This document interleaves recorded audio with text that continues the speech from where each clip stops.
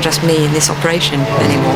There's a lot of other people waiting on the result of it. The inside story of one woman's struggle to stand on her own 2 feet. Next Thursday at 10 on BBC One. Now, BBC One's closely behind Britain's Most Wanted, January's Crimewatch UK with Nick Ross and Jill Dando.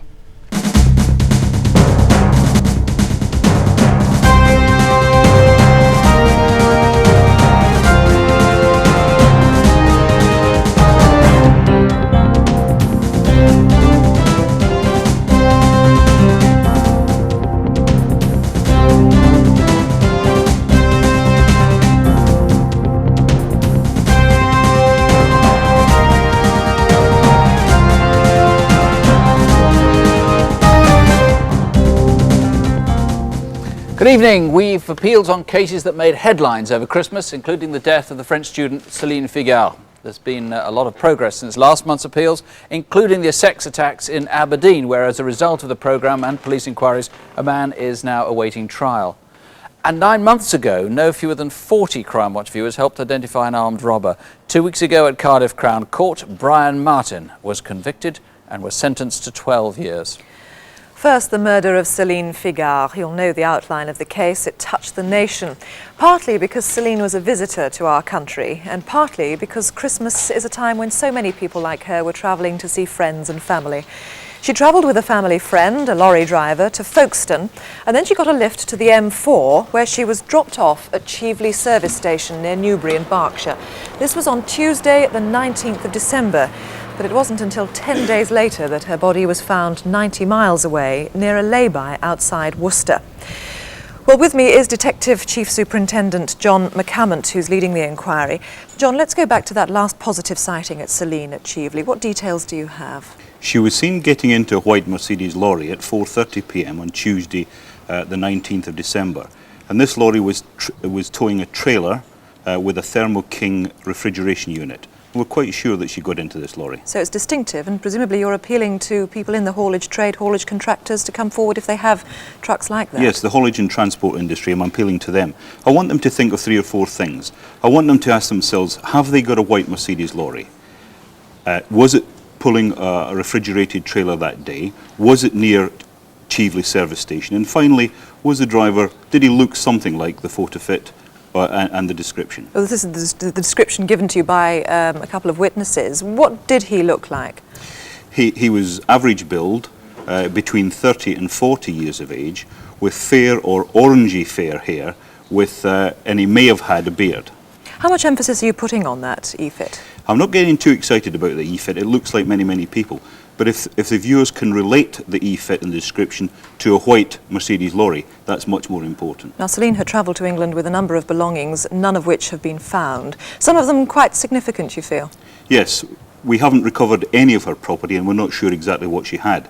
But we do know that while she was travelling through France, she was given a present of this bottle of champagne, which is quite unusual because it's not imported into this country. So anyone seeing a bottle of champagne like that, we'd be interested in speaking to them. A particular one. And also a pen, a rather distinctive gold and black screw-top fountain pen. It has the words L'Est Républicain written on it. You may have picked it up, you may have been given it as a present, who knows. It's a local newspaper in France and, as I say, quite distinctive, isn't it? That's correct, yes. And Celine was an economics student and had some books with her. Yes, she was. She had brought some homework over to study during the Christmas holidays, and she had these quite colourful French textbooks with her. She was found in a lay-by, as we said, just outside Worcester, 10 days after she was last positively sighted. Where could she have been in the meantime? When was she found there? Well, she had been there for less than 24 hours. We know that she wasn't there at 3:20 p.m. on Thursday the 28th of December, and she was found at 12:30 on Friday the 29th. So she's been somewhere else in between. What would you say to someone who may have information and may be afraid to come forward? I would say, if you know who this man is and you're reticent, just think of this, that it seems a terrible shame that a young girl can't come over from France for her Christmas holidays and go back alive. Please give us a ring if you've got some information. John McCammont, thank you very much indeed. Well, let's hope we do get a result on this case tonight. You can call us here in the studio or at the incident room, and they're on 01905 457 282. That's Worcester 457 282. Well, now, a puzzling story. Someone who clearly has enemies, but no one can fathom why. The events took place in Cambridge back in mid-November.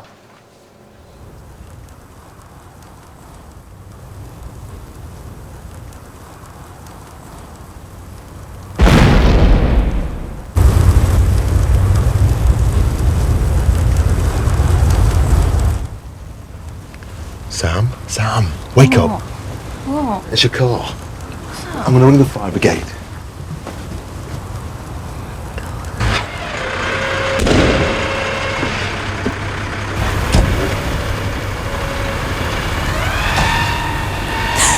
Why is this happening to us? Come on. Ian and Sam had been together for about a year. Ian had been born in New Zealand and adopted by a couple in Hong Kong, but had later moved to England. He was a keen bodybuilder and was working as a bouncer. He was planning to set up his own firm of doormen.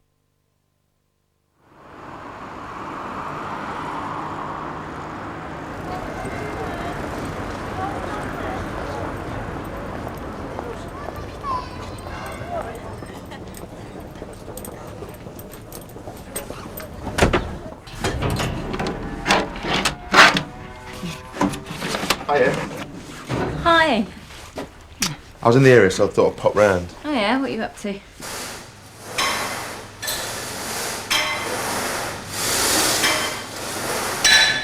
couldn't do us a favour and take us shopping, could you? It's just we haven't got a car at the moment.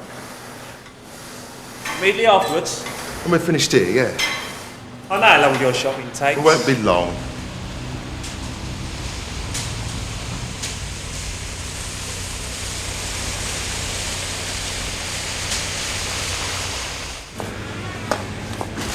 Come on, Sam, get a smaller packet. We're not made of money.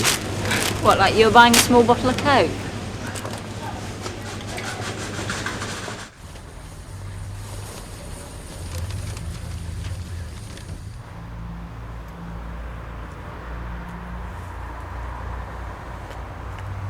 I remember seeing this man just hanging around, just waiting.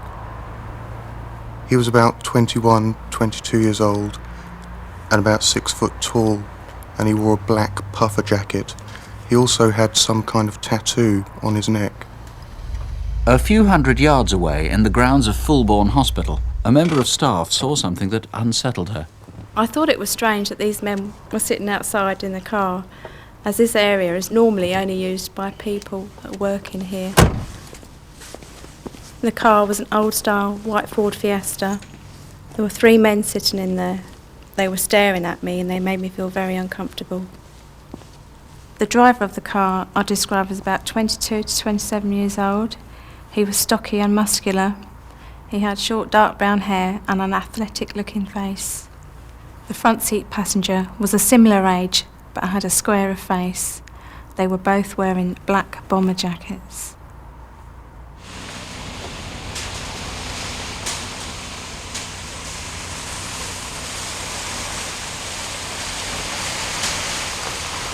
You lot took your time. No, we spent ages queuing.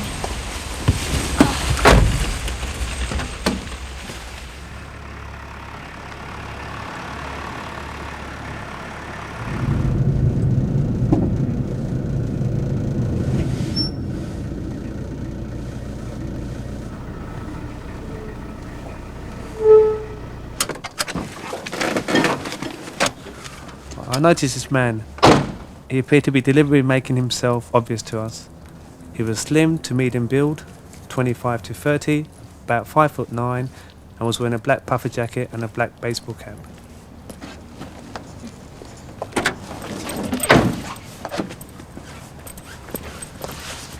What's he up to? No idea. Didn't even bring the van, did we? Yeah, we don't.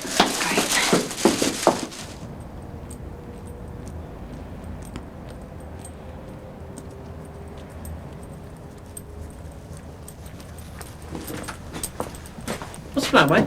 See that bloke? Yeah, why? Nothing. Going across the road onto the wasteland anyway.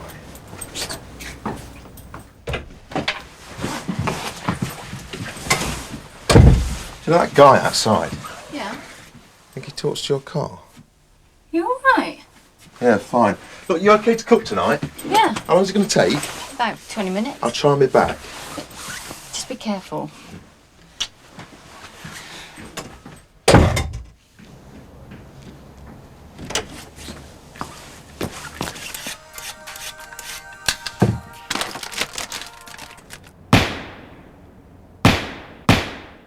"15 minutes later, a driver was travelling on Airport Way onto Newmarket Road towards the centre of Cambridge. The car was white. It was travelling really fast, maybe as much as 80 miles an hour. I think there were 3 people inside. The front seat passenger, he was stocky. He was bigger than the driver.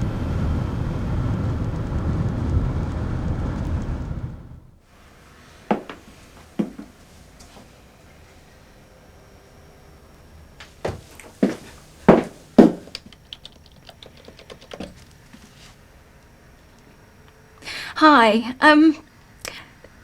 No, I'm not fine. It's just that Ian went out a while ago and he hasn't come back.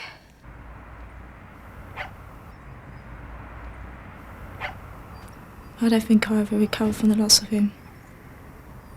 I'll never get over that. Felt that we belonged together. We felt we were destined to be together, and that's why I enjoyed being together so much, because we felt it was really right. And when you lose somebody just like that for no apparent reason, then I feel like part of me is missing. Ian had been shot in the head. Now, David Beck, why? What sort of motives are you looking into in this? We're exploring a number of possible motives, but in particular we need to be asking people to tell us any details about Ian's private life outside the life that we knew he led in the gyms, in the doors and in the clubs and the bodybuilding. Now, of course, he might have made enemies as a doorman, either because he didn't let someone into a club at some stage or because he was setting up a rival business. We know that Ian was using steroids. We know that one of the effects of steroids is to make people become occasionally suddenly and uncharacteristically aggressive. It may possibly be, as a result of that, that he may have upset 1 or 2 people, but not enough, I think, for them to have committed murder. So you think that he may have deliberately gone out knowing people were waiting for him, knowing that there was likely to be a fight. Some other people may have gone to sort something out with him, but not ever intended that someone should have a gun and shoot him. I think it's highly likely that Ian Grant knew who he was going to meet that night. I believe there were several people there. I don't know exactly how many, but a number of people there. Now, it may be that many of those people went there that night not expecting there to be a murder. Now, if those people who are there, or if people who know them, call us, will they face a murder charge if they get in contact with you, or will they not? I mean, that's going to be a critical issue for them. As I said, we don't know why people went there. It's important for us to find out. But I repeat my appeal to anyone who did go there, possibly not expecting a murder to take place. Please examine your conscience and come forward to us. Okay, well, if it does help, there is a reward. Calls to this programme come in live to detectives here in the studio, or you can call the Instant Room number. That's on 01480 456 111. That's Huntingdon 456 111. Now, here's Superintendent David Hatcher. Police officers routinely have to deal with street offences, rowdiness, drunks and occasionally street robberies. But it's not often we come across the sort of mindless violence that colleagues found when they were summoned to Marylebone Mainline Station in London some 6 weeks ago. Just after 10 p.m. on Tuesday the 5th of December, 2 men in their mid or early 20s were hanging around the concourse. A passenger in a pale coat waiting for his train home checked the timetable and was then followed by them into the gents' toilets. Over the next 3 minutes, the passenger was so badly injured that he'll be off work for at least 6 months. Here, the assailants are running away, out of the station and off towards Lisson Grove. Please help to trace them. They must be stopped from doing this thing again. This is the first. He's medium height. He may come from Hornsey or East Ham, because that's where the victim's credit cards were used. The second attacker followed the victim into the toilets. He's medium height and in his 20s. And this, of course, is the phone number. Or you can call officers on 0171 380 1400. That's 0171 380 1400. During last month's programme, no fewer than 122 viewers rang about a series of offences involving drugs and firearms. Now, as a result of that, police went to a houseboat where a man was arrested, and they found guns and ammunition. Then divers recovered a large quantity of money hidden on the hull underneath the barge. Meanwhile, detectives have had a lead on the continent about these two violent men who used guns to rob a new Bond Street jewellers in London. 80 calls have given a strong focus to this inquiry. We hope to have more news next month. You might also have more news then about these two swindlers. After some 50 calls here, police think they've identified the pair. They believe they're now in Florida. In fact, there's a lot still going on as a result of last month's programme. Aladdin's Cave traced the owners of stolen property. Two callers gave the same name for one of these two robbers who attacked a newsagent in North London. And we had 70 calls about the murder of John Eden. Now, he was the builder who disturbed an intruder at his home in Essex. As a result of viewers' help, police now know a great deal about this screwdriver that was left at the scene.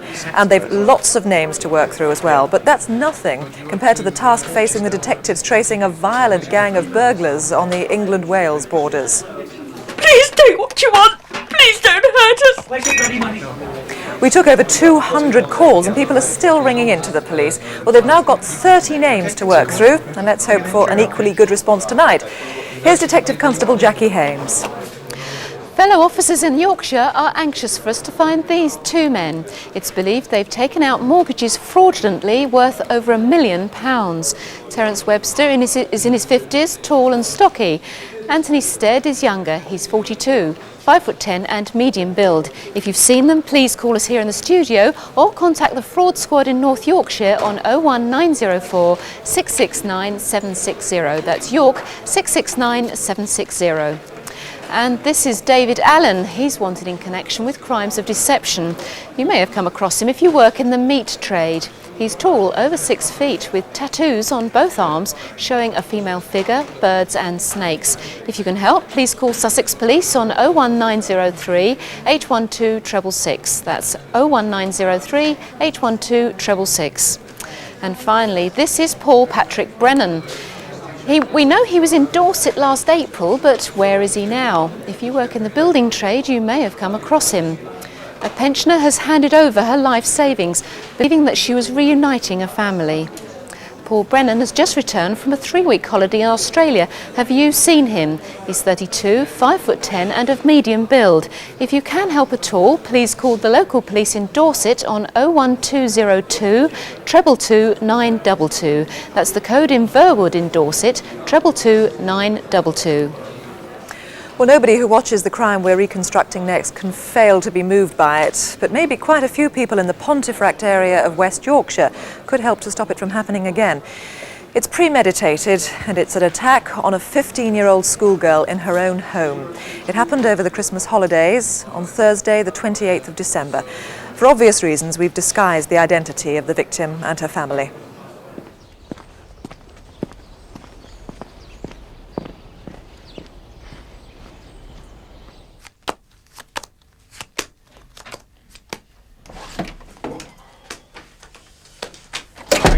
Dad, Lorna's been cheating again. Hiya. Hey, Lorna! Dad! My daughter means more than anything to me, but we've always been close, and I've always been there for her. Words don't sort of spring to mind that you can sort of say to people how much you care for your daughter, or someone you love, or someone you care for. It's just there's a good bond there, and I don't think that bond can be broken. And I like to think it will never be broken.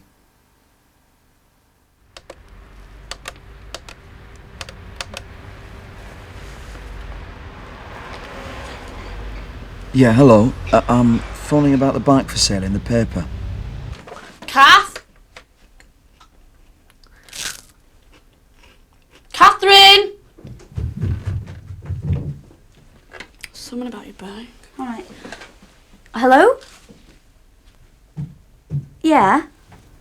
Yeah, what age is it up to? Yeah, it's for my niece. I was going to buy it for her for Christmas, but I've been really busy. Have you grown out of it? Yeah. So you coming then?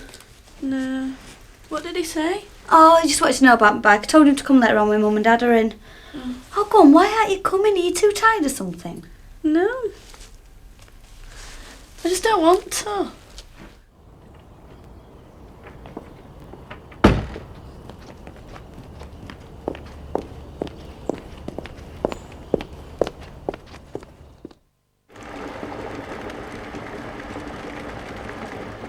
Two and a half hours later, and 100 yards down the street. I was making a cup of tea between television programmes. And I wanted to hurry up and get it done before my neighbour's programme came on.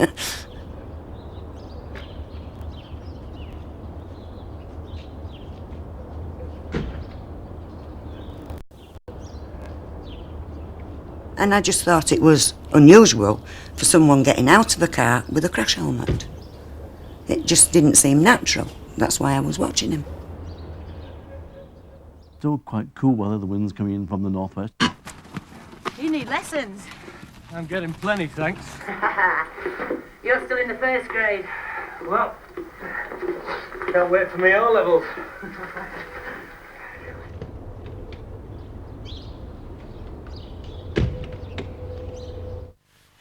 I watched him.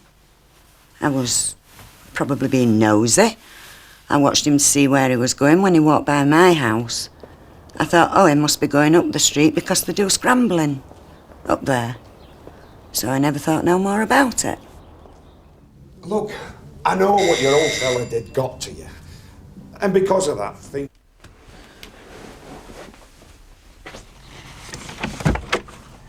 I've come about bike for sale.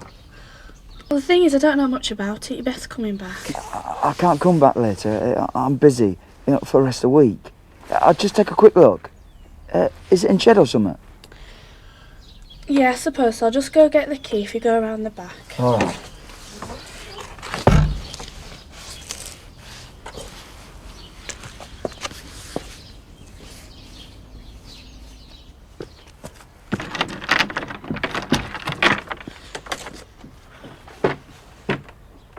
Yeah, that should do.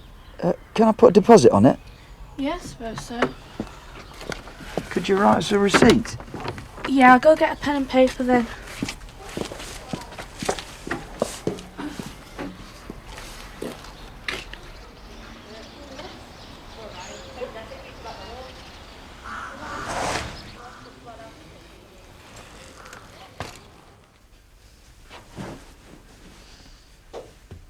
Can I use the toilet?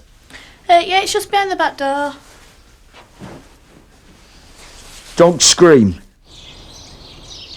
With great presence of mind, Lorna persuaded her attacker that her sister was due back any minute, though she knew it wasn't true. Even so, her ordeal lasted a quarter of an hour.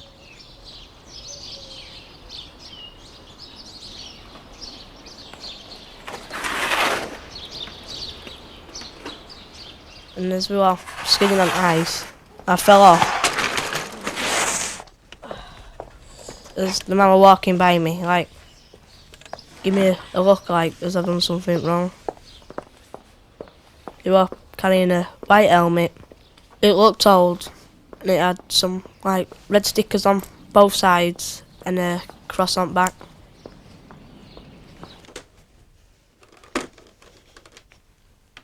Police! Police! I've been raped! I live at Willow Park. I don't know. What? Oh, no. I've never felt hurt, this sort of hurt before. I'm a fairly strong-willed type of bloke, fairly strong character. But every day it's just ebbing away, bit by bit. It's biting away. And the longer this goes on, the harder it gets. 'Cause this man doesn't know the effect he's had on my family. Well, of course, awful for the family and a terrible ordeal for the girl herself. Chris Gregg, the victim has given you a good picture of the attacker, hasn't she? Yes, a very good picture. The fit's regarded as a good likeness. He's a white man. He's aged about 28 to 30. He's around 5'7" and is described as being of a chubby build and having a beer belly. and he's got very distinctive long brown hair which is down onto his shoulders. One of the witnesses mentioned though that he looked as though he'd been wearing a crash helmet, and his hair might not normally be quite as flat and untidy looking as what it's shown in the ephod. Well, of course, the crash helmet is quite significant. The nosy neighbour, who turned out to be a good neighbour, of course, spotted the car, and he got the crash helmet out of that. Tell us a little bit about the car involved. Right, the car is described as being an old-style saloon car. It was dirty, and it's possibly a Vauxhall Cavalier, the old style. So why would he be getting a crash helmet out of the car? Well, the crash helmet, we feel, was part of a disguise that was being used. The two lads who saw the crash helmet, they've given a good description of it, and they've said that it's an old, dirty, white-coloured crash helmet, and it's possibly got some red or orange flashes down the jawline. It's a full-face helmet, and it's possibly got a black cross on the back, very distinctive. Now, you've seen him wearing glasses here, but you think that may be part of the disguise as well? We're fairly sure that the glasses are part of the disguise. The twine used to bind his young victim isn't something you can buy easily in a normal hardware store, is it? No, it's not. It's actually agricultural baling twine, and it's not something that's readily available in DIY shops. But I'm not suggesting that this man is part of the agricultural trade, but it's just something to bear in mind. Now, the man got the number of the schoolgirl from an ad in a local paper. What does that suggest about where he comes from?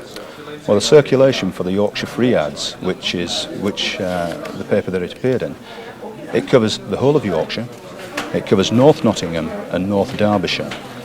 We know that the phone call came in at 12:15. The man was on the girl's doorstep at 1:15. So an hour's radius. He could have travelled from anywhere within that hour, virtually within that circulation area. Chris, thank you very much indeed. Do call us here now, or if you prefer to try the incident room in Pontefract, that's also a free number. If you have any information, call 0800 318 001. That's 0800 318 001.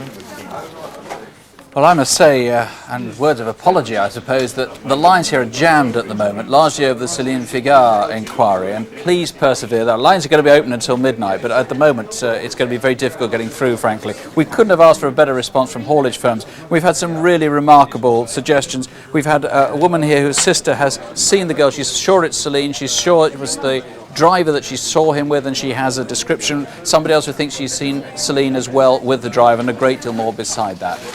Anyway, now we go to the races.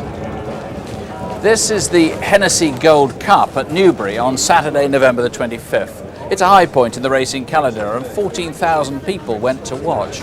One of them was this man, who had bought a Trilby hat. Incidentally, it's a rather small size, even though the man is reasonably tall, about 5'10". He's in his early 30s. At 4:15 in the members' car park, a similar man with a hat like this went up behind another racegoer and without warning slashed him with a Stanley knife. In fact, the victim had his throat cut. He needed 50 stitches. Now, this is the Trilby hat that was found nearby. Who's the man who bought the hat? Here he is wearing it, and here's our number, 0500 600 600. Alternatively, you can call Thames Valley Police direct, 01635 31000. That's Newbury, 31000. Now a dramatic piece of video. It was taken by security cameras at a jeweller's in Edgware Road in central London. The owner is sitting in the shop, and at the bottom of the frame you can see a member of his staff. The gunman shouts, "This is a hold-up," but the owner isn't putting up with it. He remonstrates with the gunman, who then threatens to shoot him. In fact, he does. He pulls the trigger, but mercifully the gun misfired. Now the gunman really panics. The door is locked by the security system and he's trapped. He fires at the glass, makes a hole in it, and then launches his body at the weakened pane and crashes out into the street. Who is he? He's 5'8", slim, late 20s, light-skinned, mixed race, or maybe North African, and has a London accent. This could easily have been a murder case. Please call. The number is 0181 247 7932. That's the Barnes Flying Squad on 0181 247 7932. And do please try to help find this man. He asked a schoolboy to help him to push start a car, then pulled him into bushes where he'd built some sort of hide. The boy was raped by him. The assailant is in his early 20s, 5'10" with short brown hair. He smokes, he has an Irish accent, and a scar by his left eye. We're fairly sure this man will have attacked boys in the past. If you've been a victim, we guarantee to talk to you with great discretion, but please protect other people from it happening again. Do please call us here on 0500 600 600, or you can contact the local police on 01234 271 212. That's Bedford 271 212. Now, there's some new evidence on a case we featured a year ago. In fact, our reconstruction had one of the biggest responses Crimewatch has ever had. If you saw the film, you'll easily remember it. 2 tractor drivers in Humberside watched in horror as a man ran up a country lane and killed a local woman, Mrs. Margaret Wilson. Bloody hell, he's jumped her. The attacker then drove off in a white Montego estate. Well, that reconstruction encouraged 1,400 people to call in with various ideas. One particularly brought a new lead on the murder weapon. Now, Tony Corrigan, you can give us a bit more information on that. Yes, last year's appeal brought forward a scientist who specialised in identifying surfaces and substances on them. He, in fact, spent 6 months analysing the knife and has concluded it is definitely caused through continual use in cutting potatoes, not domestically, in some trade, some food processing. So what sort of knife was it? The knife, to remind the viewers, was a Jack Adams knife, and it had a 4-inch blade, and it was extremely sharp, and our scientist says had been used for cutting potatoes shortly before the murder. So you're looking for someone potentially working in the food processing industry who may drive a white Montego? Yes, we said last year a white Montego or similar figures, and that's what the murderer used, escaped in. We also said he was fairly athletic because he was 6 foot tall, 30 years of age.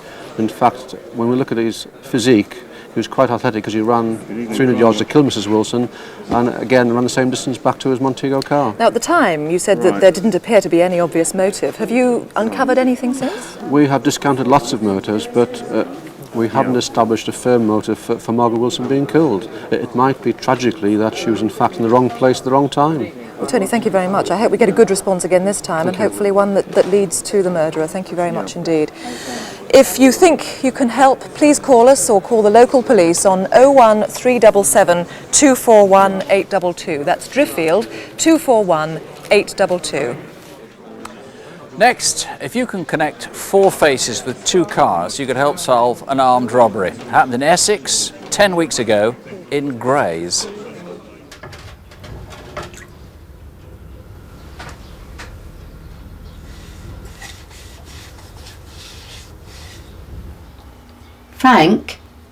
Frank, here a minute. What is it? Look, there's a stranger in the camp. Yeah, never seen him before. Maybe I ought to write the number down just in case, eh? Good idea.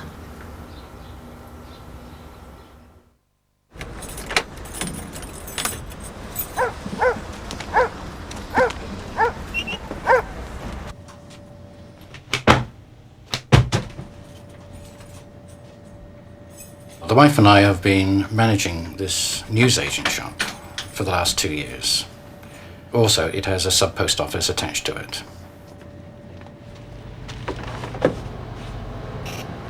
I started at 8 o'clock that day. Usually I start at 3 o'clock till 6 o'clock, but on that particular day I was doing overtime for somebody.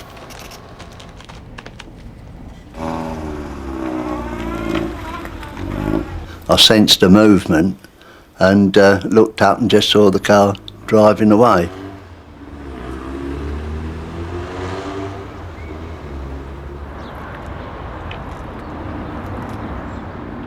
At 8:20, the white Ford was seen just around the corner in Grantham Way, still in the Stifford Plays estate. Then, in an adjoining road... I take my daughter to school every day, and we cross over the road into Crimewatch Street. As we did so that morning, there were 2 strange men coming towards me. I thought they looked a bit peculiar, because I see the same people every day, and they just stood out. The first man is between 41 and 45 years of age, very dark eyes, very pale complexion, unhealthy really. The second man is between 31 and 36 years of age. He's got black hair, possibly permed, and a very off-tanned complexion. Paper boys turn in this morning? No, one didn't turn in. Oh, that's typical. You got to go out and do it? No, Chris is doing that. Oh, thank goodness for that. Cup of tea then? Yes, please. Right. I work with my husband as manageress. I went down to the office to see that everything was okay.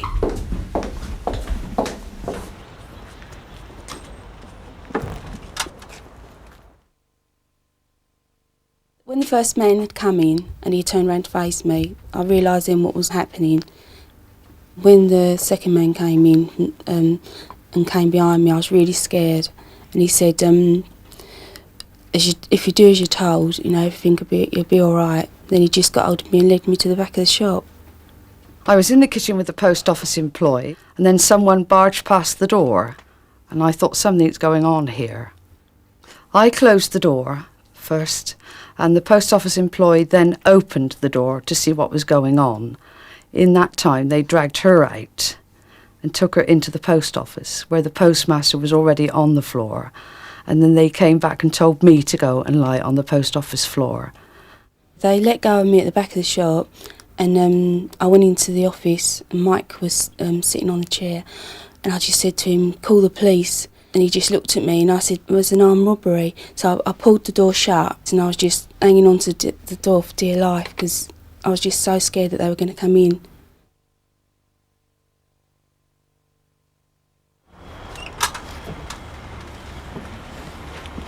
The postmaster and I flew up to the top of the shop to get their car number and the colour and make of their car.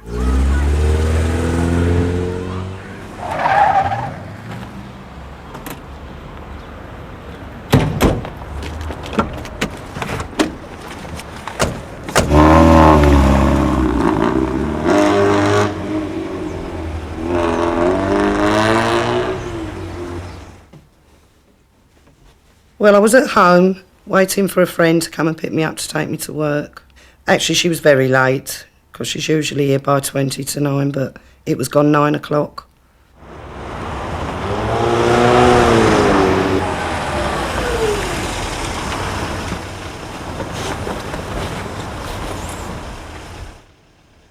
The one I saw the most of was the man in the back of the car.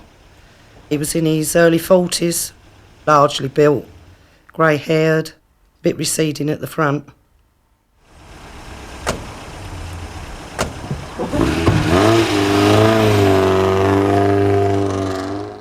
They just don't care about other people's lives. And if I could have got hold of them, I think I would have strangled them. But having thought about that, no, my life is worth more than their life. Pauline Bowles, when you recovered the cars, you found in the footwell of one of them a gun, and that was loaded.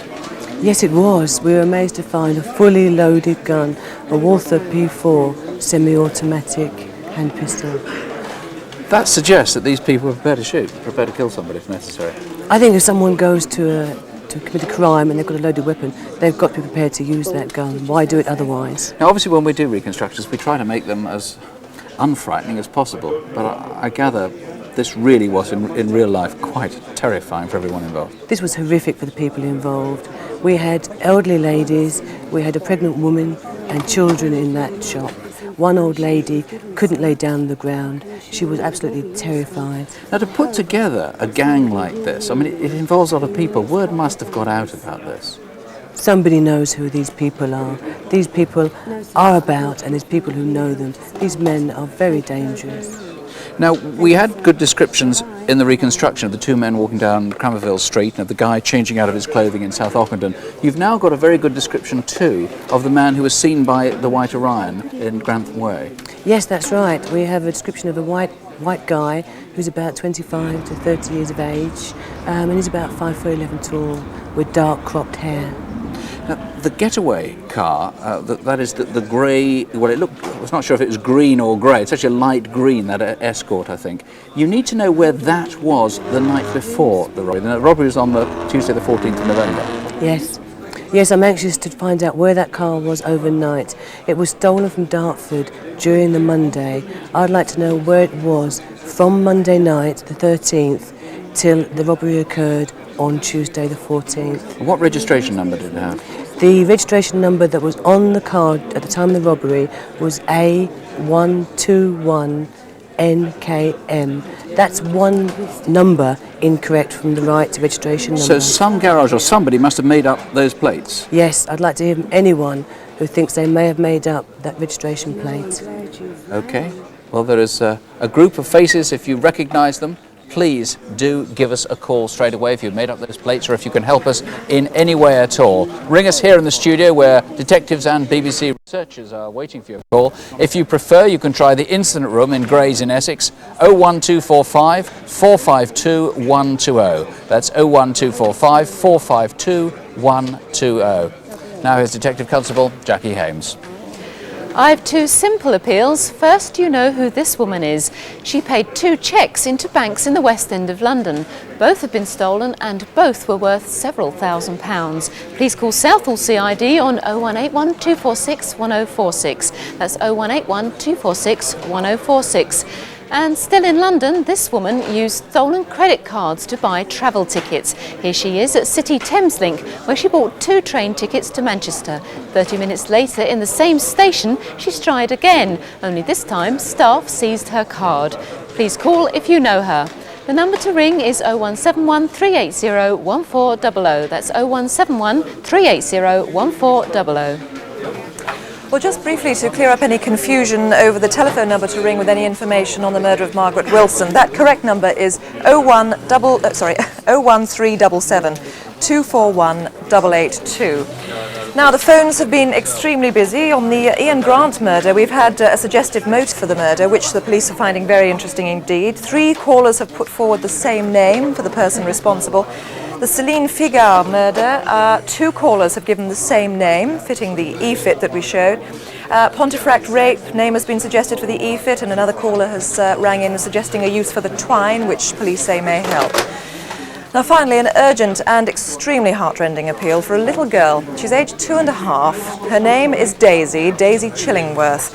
And the Child Protection Team in Sussex are extremely concerned for her safety. Over her short life, she's been taken to hospitals with several injuries, including rat bites. She's profoundly deaf and probably can't speak either.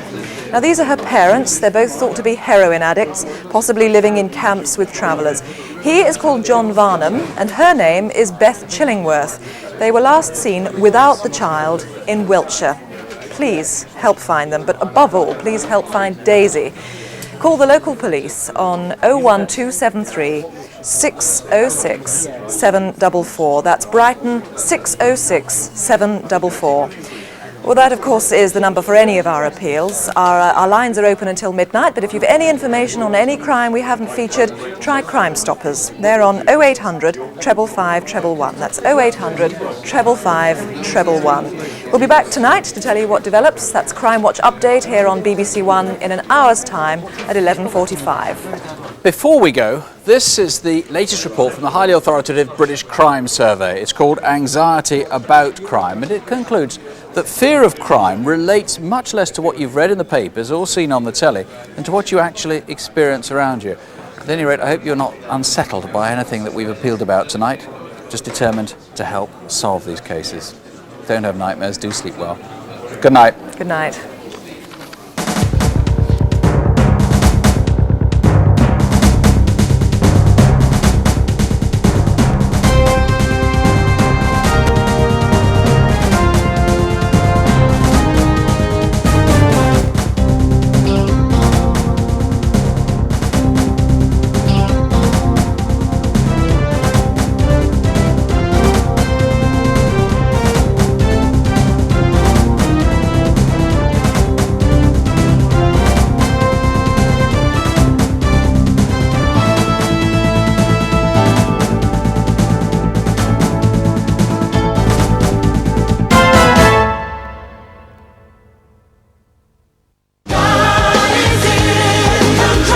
Genesis of a new television channel. Good morning, Europe, and a special God bless you welcome to the Christian channel. We're playing the music, we're rocking the box, we're doing some great and trendy things. We believe that God has called us and anointed us for this work in media. But is it all good news? This is a very partial view of Christianity. Jesus is here! Everyman examines the Miracle Channel. Sunday, 10:45 on BBC One. I'm telling you for the second time to leave these premises. You are also pointing at me in a rather threatening... throwing me down as... violence won't get you anywhere, Mr. Hilton. Mr. Hilton is throwing me out of the door. Thank you.